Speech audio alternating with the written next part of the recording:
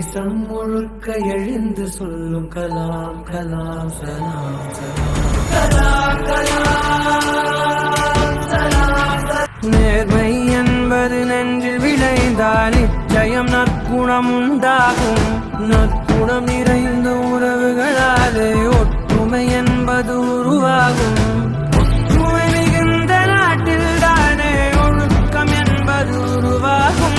ஒழுக்கம் காக்கும் நாடுகளாலே உலக அமைதி நிலையாகும்.